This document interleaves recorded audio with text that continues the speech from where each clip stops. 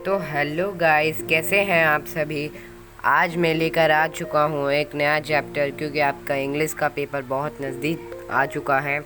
27 तारीख को पेपर है और एडमिट कार्ड भी मिल चुके हैं, मुझे भी मिल चुका है। तो चलिए चलते हैं भोली चैप्टर की तरफ, जो कि आपके पेपर में बहुत इम्पोर्टेंट है और बहुत इजी चैप्टर है। तो कृपया लाइक, सब्सक्राइब, कमेंट करना ना भूलें। तो देखते रहिए स्टडी पॉइंट, और नई वीडियो देखने के लिए सब्सक्राइब ज़रूर करें, नीचे दिया बेल आइकन का बटन ज़रूर दबाएं। तो चलिए, रामलाल गांव का नंबरदार था। उसकी 4 बेटियां थी। मतलब एक गांव में ना रामलाल नंबरदार था। उसकी 4 बेटियां थी और 3 बेटे थे। ये याद रखना, उसकी 4 बेटियां थी। हर 4 डॉटर्स एंड 3 सन्स। ओके। उसके सभी बच्चे बहुत स्वस्थ थे। ठीक है। उसके हर चिल्ड्रंस वेरी हेल्थी। ठीक है। उसके सारे बच्चे सही थे। लेकिन उसकी सबसे छोटी बेटी सुलेखा, ये याद रखना, जो उसकी नंबरदार जो रामलाल था, उसकी जो सबसे छोटी बेटी थी ना, वो भोली थी, सुलेखा, जिसका नाम सुलेखा था। वह बहुत पिछड़ी बच्ची थी। जब वह 10 महीने की थी, वह चरपाई से नीचे गिर गई थी और उसके दिमाग का हिस्सा क्षतिग्रस्त हो गया। मतलब उसके दिमाग में गहरी चोट आई, ये याद रखना। उसका दिमाग ना डैमेज्ड हो गया, डैमेज्ड, ये याद रखना। ठीक है। जब कब हुआ था डैमेज्ड? जब वो 10 मंथ की थी। ठीक है। जब वह 2 वर्ष की थी तो उसे चेचक की बीमारी का प्रकोप हो गया। ठीक है। जिसे हम पॉक्स कहते हैं ना, पॉक्स ही तो कहते हैं, पॉक्स। ठीक है। जब वह 2 वर्ष की थी, याद रखना, जब वह 2 वर्ष की थी, जब उसे चेचक की प्रॉब्लम हुई थी। ठीक है। जब वह 2 वर्ष की थी, उसका चेहरा चेचक के गहरे काले दागों के कारण स्थायी रूप से कुरूप हो गया। ठीक है। मतलब ख़राब हो गया उसका चेहरा। जैसे आजकल, जैसे जब बंदा टीन एज का हो जाता है तो उसके मुंह पे दाने होने लग जाते हैं, तो थोड़ा चेहरा ऐसे ही लगने लग जाता है ना, तो वही। ठीक है। उसने 5 वर्ष की आयु में बोलना शुरू किया, जबकि बच्चे तो 2-2.5 वर्ष की आयु में बोलना स्टार्ट कर देते हैं, है ना। तो उसकी 5 वर्ष की आयु में उसने बहुत कम बोलना स्टार्ट किया, लेकिन वह हकलाकर बोलती थी। मतलब बहुत हकलाती थी वो बोलते वक्त, हाँ हाँ हाँ, मतलब रुक रुक के बोलती थी। इसलिए सभी उसे भोली कहने लगे, यहाँ तक कि उसके माता पिता, उसकी बहनें, उसके भाई भाई भी उसे मंदबुद्धि मानते थे। मतलब उसके अंदर दिमाग नहीं है, उसे ऐसे मानते थे, क्योंकि वो ना उसे बोलना आता था, ना हकला के बोलती थी ना। कोई भी उसकी देखभाल नहीं करता था। रामलाल रामलाल की सबसे बड़ी बेटी राधा की पहले ही शादी हो चुकी थी। उसकी सबसे बड़ी बहन थी ना, राधा, ये याद रखना, उसकी सबसे बड़ी बहन का नाम क्या था? राधा। उसकी सबसे बड़ी बेटी का नाम था राधा, जिसकी पहले ही शादी हो चुकी थी। ठीक है। दूसरी बेटी मंगला की शादी तय हो चुकी थी, मतलब उसका रिश्ता हो चुका था। रामलाल केवल भोली के बारे में चिंतित था। ठीक है। हिज थिंकिंग मतलब वो भोली के बारे में बहुत सोचता था कि उसका क्या होगा आगे जाके। गांव में लड़कियों के लिए प्राथमिक विद्यालय खुला था। उसके उद्घाटन समारोह पर तहसीलदार साहब आए थे। उसने रामलाल से कहा वह अपनी बेटियों को स्कूल भेजकर गांव के सामने एक उदाहरण प्रस्तुत कर सकता है। हिज सेंटेंस प्रस्तुत कर सकता है। रामलाल और उसकी पत्नी दोनों लड़कियों को पढ़ाने के पक्ष में नहीं थे, लेकिन रामलाल ने तहसीलदार की बात को ना मानने का साहस नहीं था, इसलिए उसने आगे को टाल दिया, और इसलिए उसने भोली को स्कूल भेजने का निर्णय लिया। अगले दिन जब रामलाल ने भोली को अपने साथ स्कूल जाने के लिए कहा, भोली स्कूल के बारे में कुछ नहीं जानती थी कि स्कूल क्या होता है। वह डरी हुई थी। She is fear. ठीक है। लड़की के लिए यूज़ हो रहा है, तो शी इज़ फियर। उसने कहीं भी जाने से मना कर दिया।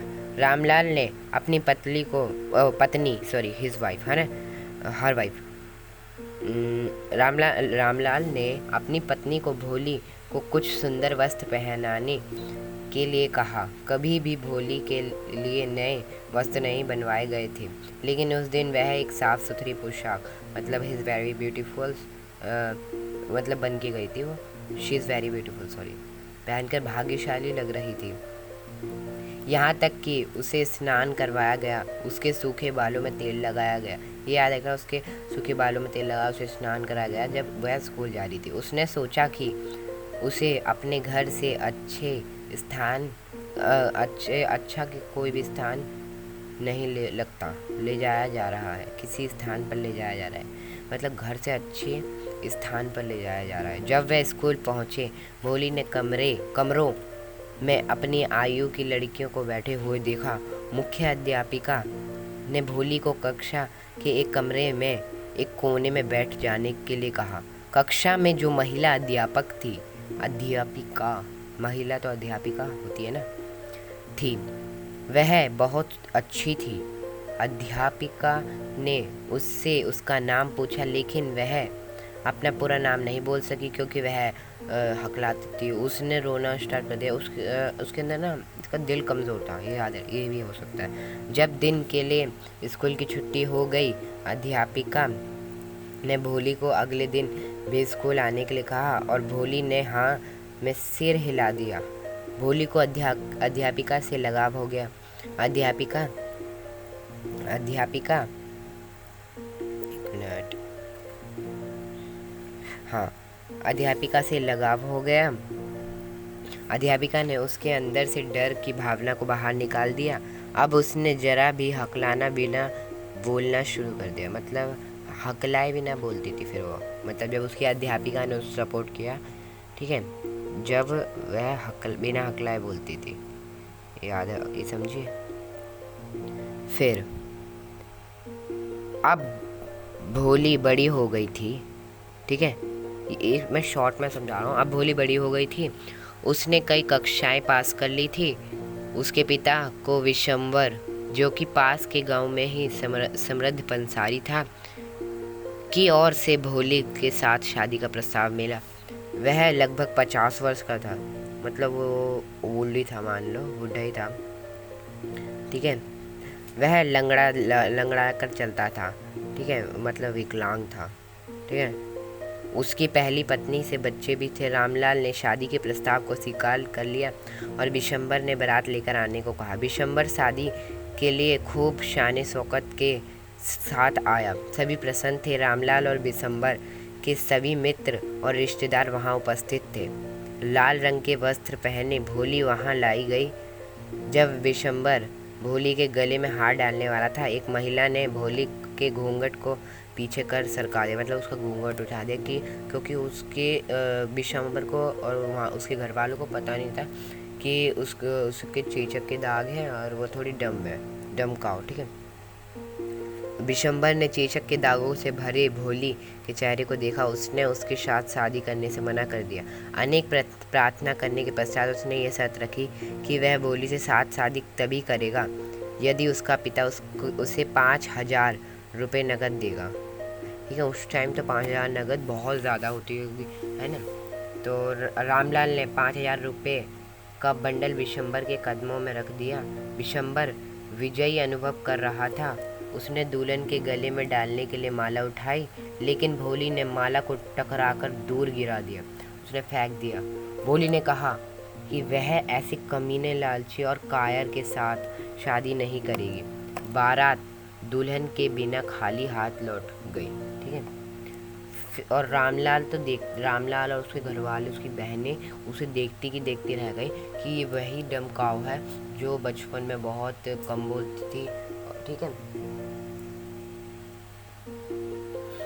रामलाल दुख और शर्म से पीड़ित था। भोली ने अपने पिता को सांत्वना दी कि वह वृद्धावस्था में उनकी सेवा करेगी और उसने कहा कि वह उसी स्कूल में पढ़ाया करेगी जिससे में उसे शिक्षा प्राप्त की गई है। तो आज का चैप्टर यहीं ख़त्म करते हैं। वेरी इंपॉर्टेंट चैप्टर है, इसे मैंने अभी शॉर्ट में बताया क्योंकि टाइम बहुत कम है आपके पास, है ना।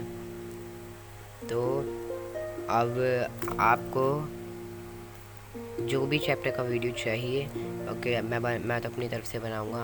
अगर आपको कोई चैप्टर समझ नहीं आता है तो मुझे ज़रूर कमेंट्स कर दें, जिससे मैं उसी पर वीडियो बना सकूं। लेटर भी आपको करवाऊंगा, लेटर ऑफ ऑर्डर्स और लेटर ऑफ इंक्वायरी। ठीक है, तो चलिए चलते हैं, और स्टडी पॉइंट को सब्सक्राइब ज़रूर कर लें, जिससे आपको मेरी वीडियो सबसे पहले देखने को मिले। और प्लीज़ सपोर्ट मी, क्योंकि मैं भी एक 10th क्लास का स्टूडेंट हूँ और आप भी एक 10th क्लास का स्टूडेंट है, तो साथ साथ पढ़ेंगे तो अच्छा होगा। तो चलिए, सब्सक्राइब करना ना भूलें। Okay, bye.